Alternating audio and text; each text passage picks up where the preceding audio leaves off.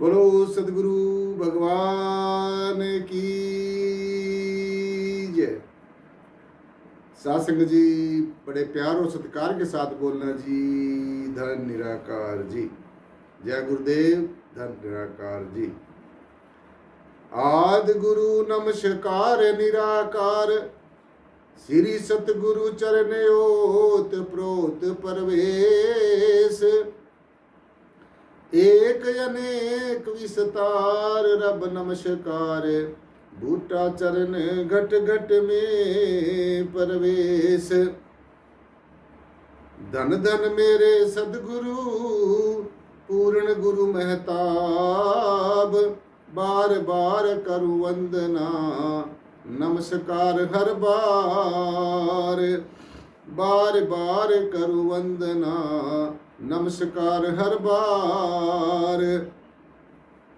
आप न आते जगत में जल मरता संसार, जग तारण को आ गए मेरे पूर्ण गुरु महताब। जग तारण को आ गए लक्ष्मण सिंह महाराज, जग तारण को आ गए सदगुरु प्रियतम नाथ। सासंग जी, प्यार और सत्कार के साथ बोलना जी। जय गुरुदेव। धन निराकार जी। मैं एडवोकेट स्वामी ज्ञाननाथ, गद्दी निशीन, राष्ट्रीय अध्यक्ष निराकारी जागृति मिशन एवं वाइस प्रेसिडेंट भारत संघ सुरक्षा मिशन जागृति टीवी से आज मुखातिब हूँ एक बड़े ही महत्वपूर्ण विषय के ऊपर बात करने के लिए। सो आज का जो विषय है सासंग जी, वो यही रहेगा कि ये जो मनुष्य का जन्म है हमें ये क्यों मिला है, इस मनुष्य जन्म का हमारा परम चरम जो उद्देश्य है वो क्या है, और वो उद्देश्य हमारा कैसे पूरा हो सकता है। तो आज हम सब इसी बात के ऊपर चर्चा करेंगे। तो जितने भी हमारे धर्मशास्त्र हैं, वेद हैं, उपनिषद हैं, कतीब हैं, पुराण हैं, महापुराण हैं और सभी धर्मों के जो धर्म ग्रंथ हैं, उनमें एक बात बड़े विशेष तौर से सासंग जी कही गई है कि इस मनुष्य जन्म का सबसे पहला और सबसे अंतिम परम और चरम जो उद्देश्य है वो है भगवत प्राप्ति। जीते जी परमेश्वर के साथ एक रूप हो जाना, जीते जी परमात्मा के साथ एकाकार हो जाना, जीते जी परमेश्वर का पहले खुली आंखों से दर्शन करना और फिर आंखें बंद करके दर्शन करना।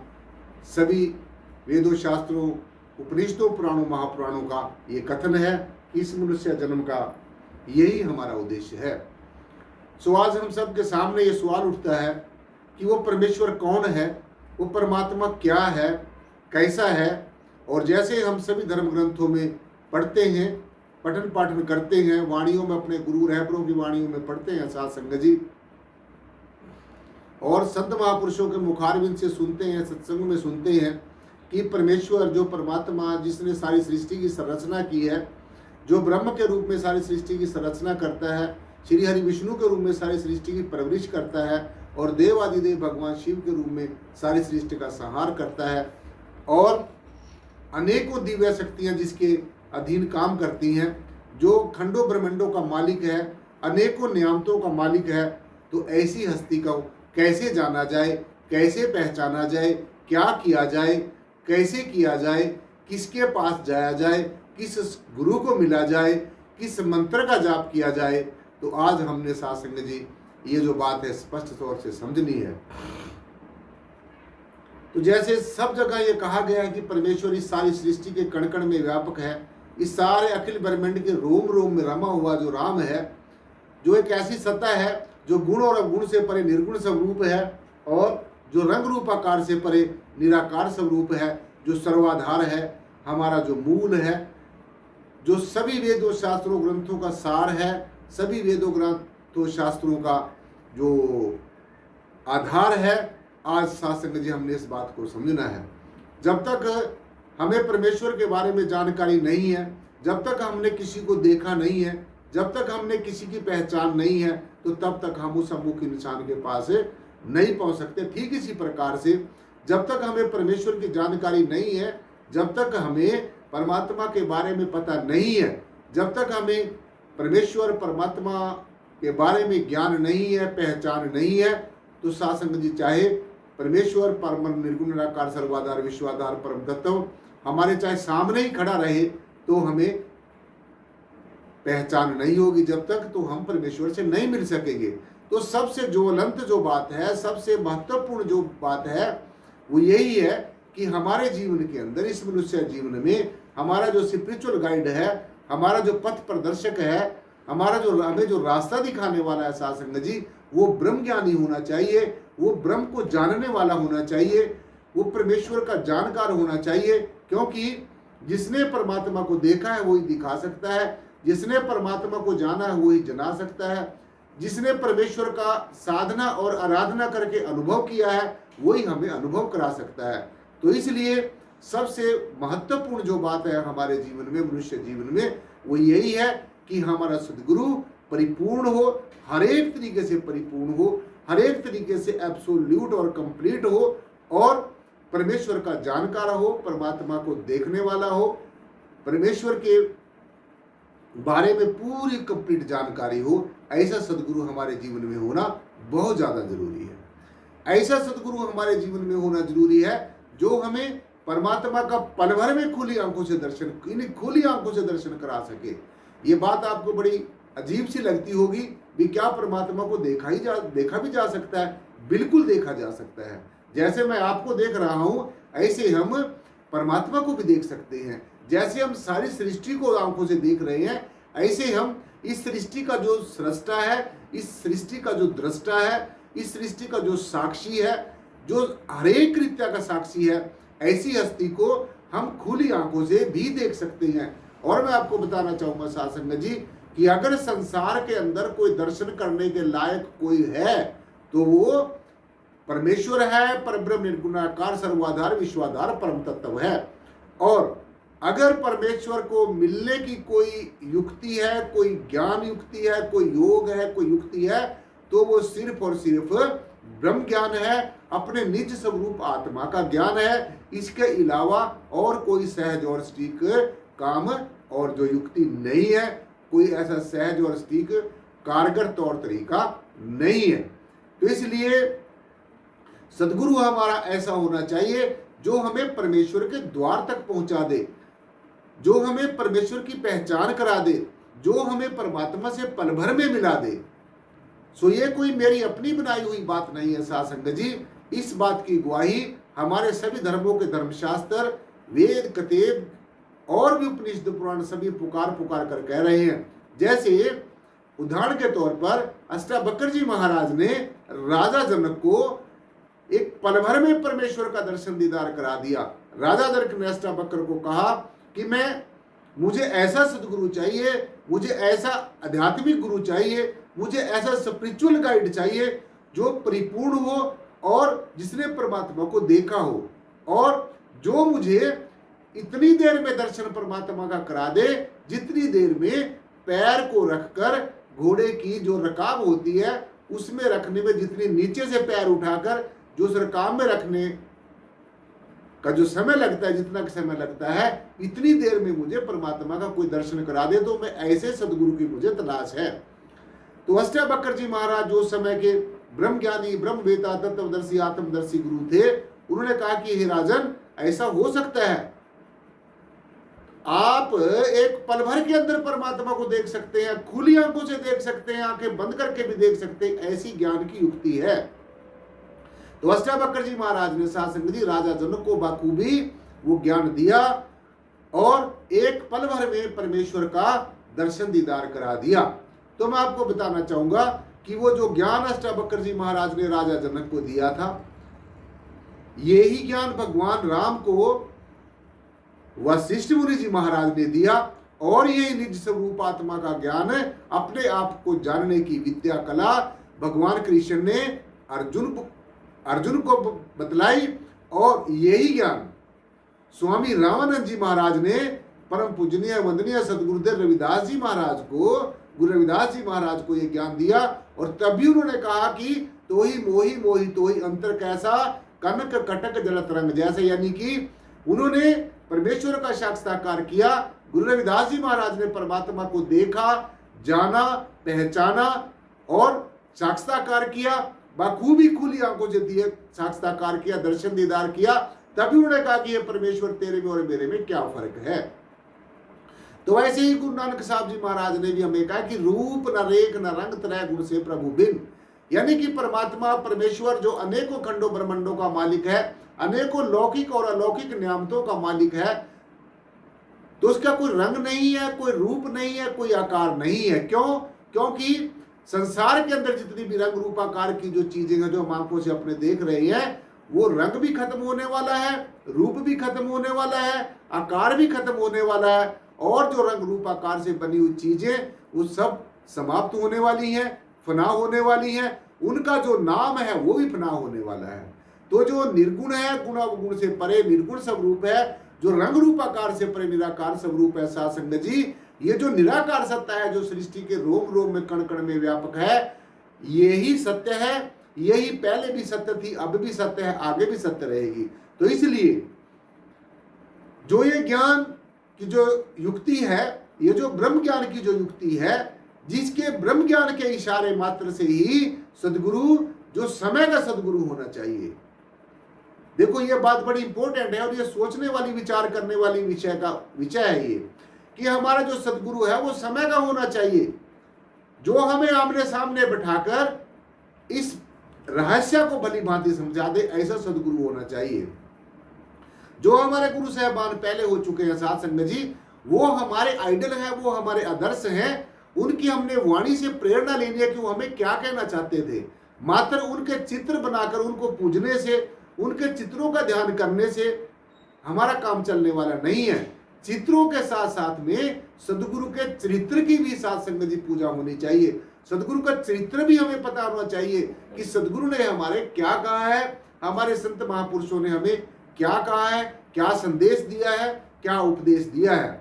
मात्र संतों महात्माओं की वाणियों को पढ़ने से, उनको तरह तरह के लहजों में, तरह तरह के जो है स्वरों में गाने से, तरह तरह की उनको आवाज में गाने से, तरह तरह के लय गीतों में गाने से हमारे जीवन का सुधार नहीं हो सकता। उतनी देर तो हमारा मन पचीसता रहेगा जितनी देर तक हम उस गायन वादन को सुनते रहेंगे। ठीक है, जो कीर्तन है, कीर्तन करना, ये परमेश्वर की शान में कुछ कहना, ये भक्ति का श्रृंगार है। लेकिन परिपूर्ण भक्ति हमारी तभी होगी साध संगत जी, जब हम अपने असली स्वरूप को जान लेंगे, जब हम अपने आप की पहचान कर लेंगे, जब हम ये जान लेंगे कि ये मात्र मैं पंच भौतिक शरीर नहीं हूं, मैं इस शरीर के अंदर रहने वाली पावन पवित्र आत्मा हूं और मुझ आत्मा का कभी विनाश नहीं होता। तो इसीलिए जब हम सदगुरु के माध्यम से, जो समय का सदगुरु हो और ब्रह्म ज्ञानी हो, आत्मदर्शी हो, तत्ववेता हो, जो परमात्मा को तत्व से जानता है, ऐसा सदगुरु जब हमारे जीवन में साध संगत जी आएगा, तब जाकर हमारी जो जन्म जन्मांतरों की जो परमेश्वर को मिलने की जिज्ञासा है, तब ये हमारी पूरी हो सकेगी। तो इसलिए जो साधना है, जो आराधना है, वो हमारे जीवन में होनी बहुत ज्यादा जरूरी है। लेकिन साधना आराधना करने से पहले हमने सदगुरु के माध्यम से, और सदगुरु हमारा ब्रह्म ज्ञानी होना चाहिए, ब्रह्मवेता होना चाहिए, आत्मदर्शी होना चाहिए, जो परमात्मा को तत्व से जानता है। ऐसे अनेकों गुरु पहले भी रहे, अब भी हैं और आगे भी रहेंगे। लेकिन सबसे महत्वपूर्ण बात हमारे जीवन में यही है कि हमारा जो सदगुरु है वो तत्वदर्शी होना चाहिए। भगवान कृष्ण ने अर्जुन को कहा कि अर्जुन, जो मुझे तत्व से जानता है, जो मुझे निर्गुण और निराकार रूप से जानता है, सिर्फ और सिर्फ ऐसा ज्ञानवान महापुरुष ही मोक्ष और मुक्ति का अधिकारी हो सकता है। तो इसलिए साध संगत जी, जिस परमात्मा को मिलने के लिए 88 हजार वर्ष ऋषियों मुनियों ने तपस्या की, अनेकों अघोर साधनाएं की, अनेकों योग युक्तियों को अपनाया, पूजा पाठ जप तप संयम साधनाएं की, तीर्थों के ऊपर भ्रमण किया, स्नान आदि किए, व्रत उपवास रखे, लेकिन फिर भी 88 हजार वर्ष तपस्या करने के बाद में, अनेक तरह की योग युक्तियों को अपनाने के बाद में, फिर भी उन्हें परमात्मा का साक्षात्कार नहीं हुआ। और तभी उन्होंने कहा है कि नेति नेति, कि इससे भी आगे और है। लेकिन जब हमारे जीवन में ब्रह्मज्ञानी सदगुरु आ जाएगा, जैसे अष्टावक्र जी महाराज राजा जनक के जीवन में आए, जैसे भगवान राम के जीवन में वशिष्ठ मुनि जी आए, जैसे अर्जुन के जीवन में भगवान कृष्ण आए, गुरु रविदास के जीवन में स्वामी रामानंद जी आए, और महायोगी गोरक्षनाथ जी महाराज के जीवन में सदगुरुदेव मत्स्येंद्र नाथ जी आए। ऐसे ही अनेकों संतों महापुरुषों के जीवन में जब ब्रह्म के जानने वाले सदगुरु आए, तब जाकर साध संगत जी उन्होंने इस रहस्य को समझ पाए, वो तब जाकर उन्होंने इस रहस्य को समझा। तो जैसे साधना आराधना की जाएगी, साधना आराधना करते समय आपको अनेकों दिव्य शक्तियां मिल सकती हैं, रिद्धियां सिद्धियां मिल सकती हैं। आप उन रिद्धियों सिद्धियों से कोई करामात भी कर सकते हैं, कोई चमत्कार भी दिखा सकते हैं, किसी की लौकिक जगत की मनोकामना भी पूरी कर सकते हैं। पर इसका मतलब ये नहीं है कि आप संसार से मुक्त हो गए हैं, जब तक आप अपने आत्म स्वरूप को नहीं जानोगे। क्योंकि हमारे अंतर में, हम सबके अंदर जो आत्म तत्व है, जो परमात्म तत्व है, सिर्फ और सिर्फ ये आत्म तत्व ही मुक्त है। और इसी आत्म तत्व के, इसी चेतना के माध्यम से, इसी के द्वारा हमारा जो शरीर है वो काम कर रहा है। सारे यूनिवर्स के अंदर, सारे ब्रह्मांड के अंदर जो कर्म क्रियाएं हैं वो हो रही हैं। अगर आत्म तत्व ना होता, अगर परमात्म तत्व ना होता, अगर ये ऊर्जा ना होती, अगर ये शक्ति ना होती, अगर ये निर्गुण और निराकार सर्वाधार विश्वाधार परम तत्व ना होता, तो ना हम बोल सकते, ना हम देख सकते, ना सारी सृष्टि की जो है संरचना होती, ना सारी सृष्टि की परवरिश होती, ना सारी सृष्टि का संहार होता। तो अगर ये साध संगत जी सब कुछ हो रहा है, तो ये सारा तभी हो रहा है, इस सारे के सारे सिलसिले के पीछे परमेश्वर का हाथ है, आत्म तत्व का हाथ है। यानी कि इस सारी सृष्टि को संरचना करने वाला, परवरिश करने वाला, संहार करने वाला जो परम तत्व है, वो हमेशा अपने तरीके से काम कर रहा है। उसको किसी की सलाह की जरूरत नहीं है, किसी तरीके की समझने समझाने की जरूरत नहीं है। परमेश्वर अपने आप में कंप्लीट है, एब्सोल्यूट है, हर एक तरीके से भरपूर है, सब कुछ करने में समर्थ है। जहां चाहे, जैसा चाहे, जो भी चाहे, जिस भी रूप में चाहे, जितना चाहे, परमेश्वर सब कुछ करने में कंप्लीट है, एब्सोल्यूट है, कंपिटेंट है, सामर्थ्यवान है। तो इसलिए हमने परमेश्वर की जानकारी, परमेश्वर की जो ज्ञान के माध्यम से हमने पहले परमेश्वर की जानकारी हासिल करनी है, जिसको जानने के बाद में कुछ जानने की जरूरत नहीं रह जाती। परमात्मा को जानने पहचानने के बाद में किसी को जानने पहचानने की जरूरत नहीं रह जाती। परमेश्वर का परब्रह्म निर्गुण निराकार सर्वाधार विश्वाधार परम तत्व का पहले खुली आंखों से फिर आंखें बंद करके दर्शन करने के बाद में किसी के दर्शन करने की जरूरत नहीं रह जाती। और परमात्मा को मिलने के बाद में किसी को मिलने की जरूरत नहीं रह जाती, जीवन की पूरी तृप्ति हो जाती है। इसलिए इस सच्चाई को सच के तराजू में तोलकर और पूरा कसौटी पे कसकर जब हम इसको वास्तविक तौर से अपने जीवन में धारण कर लेंगे और हमें ये एहसास हो जाएगा, ये रियलाइजेशन हो जाएगी कि सारी सृष्टि का कर्ता धर्ता भरता जो सारी सृष्टि का संरचना कर रहा है, परवरिश कर रहा है, संहार कर रहा है, वो जो सत्ता है, वो जो आत्म सत्ता है, जो परमात्म सत्ता है, वो हमेशा मेरे अंग संग है, मेरे हमेशा साथ रहती है।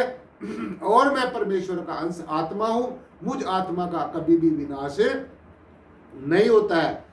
मैं ज्ञान स्वरूप आत्मा हूं, मैं प्रेम स्वरूप आत्मा हूं, और मुझ आत्मा का कभी विनाश नहीं होता है। इसलिए साध संगत जी, सबसे पहले मैं फिर आपको जागृत टीवी के माध्यम से जितने भी दर्शक मुझे लाइव देख रहे हैं और जो बाद में इसको आज का जो विचार है इसको सुनेंगे, मैं जागृत टीवी के माध्यम से आपको यही संदेश देना चाहता हूँ, यही साध संगत जी उपदेश देना चाहता हूँ, यही सलाह देना चाहता हूँ कि परमात्मा को मिलने के लिए, परमेश्वर को मिलने के मार्ग पर चलने से पहले हमने पहले परमात्मा की जानकारी हासिल करनी है।